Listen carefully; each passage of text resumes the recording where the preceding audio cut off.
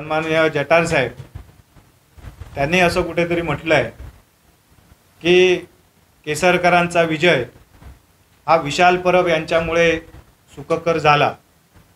मला असं वाटतं की त्यांनी या मतदारसंघामध्ये यावं, या मतदारसंघातल्या आमच्या सगळ्या सहकारी भाजपच्या कार्यकर्त्यांबरोबर की ज्या ज्या कार्यकर्त्यांनी या निवडणुकीमध्ये आपल्या रक्ताचं पाणी केलं, ज्यांनी रात्रंदिवस मेहनत घेतली, त्या कार्यकर्त्यांबरोबर संवाद साधावा, त्यांच्याबरोबर चर्चा करावी, वस्तुस्थिती खाली काय होती याची जाणीव करून घ्यावी आणि त्यानंतर कोणाचे गोडवे गायचे त्यांचे गोडवे गावेत।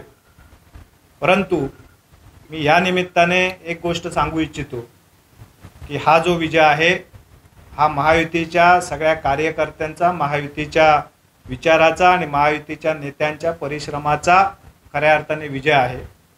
इथे कोणाच्या बंडखोरीमुळे, कोणाच्या गद्दारीमुळे कुठला विजय सुखकर झाला नाही। जे दोन्ही मंडळींनी ज्यांनी बंडखोरी आणि गद्दारी केली ते किंवा अन्य अपक्ष सगळे जरी एकत्र केले तरी महायुतीचे उमेदवार म्हणून केसरकर साहेबांना मिळालेली मतं ही त्यांच्यापेक्षा जास्त आहे आणि त्यामुळे अशा कोणाच्या तरी बंडखोरीमुळे विजय सुखकर झाला असं म्हणून पुन्हा एकदा भारतीय जनता पार्टीच्या कार्यकर्त्यांचा अपमान करण्याचा प्रयत्न कुठल्याही नेत्याने करू नये। जरी हा आमचा अंतर्गत मामला असला तरी सुद्धा ज्यावेळी अशा गोष्टी मीडियाच्या माध्यमातून बाहेर येतात त्यावेळी त्याला त्वरित उत्तर देणं हे खऱ्या अर्थाने गरजेचं मी समजतो।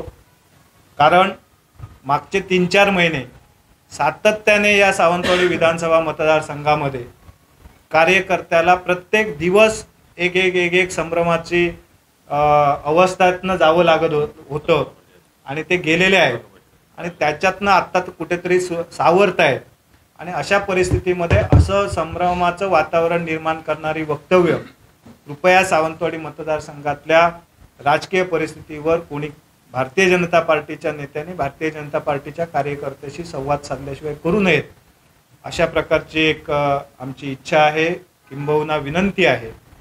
आणि त्यामुळे या मतदारसंघामध्ये संघटनेचं काम अधिक ताकदीने उभं राहिलं पाहिजे याच्यासाठी राणेसाहेब, चव्हाणसाहेब नेहमीच प्रयत्न करत आहेत। आत्तासुद्धा उद्यासुद्धा आदरणीय चव्हाणसाहेब सावंतवाडीत येत आहेत।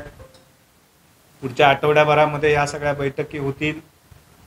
या पुढच्या काळामध्ये अधिक भारतीय जनता पार्टीचं संघटन मजबूत करण्याच्या दृष्टिकोनातून आमचं काही आराखडा आहे, त्या पद्धतीने आम्ही सगळेजण काम करू।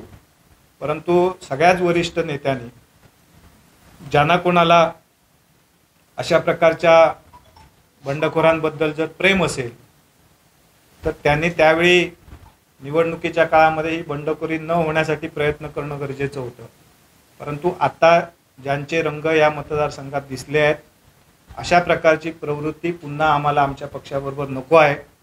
ज्यांना वैयक्तिक संबंध त्यांच्याशी ठेवायचे असतील त्यांनी ते वैयक्तिक ठेवावेत, परंतु अशा चुकीच्या प्रवृत्तीला पुन्हा पक्षामध्ये स्थान देण्याची कुठलीही भूमिका या ठिकाणी या मतदारसंघातल्या कार्यकर्त्याची नाही, किंबहुना वरिष्ठ नेत्यांची नाही।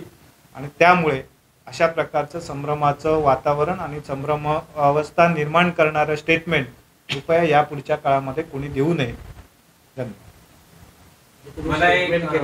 त्यांनी म्हटलंय की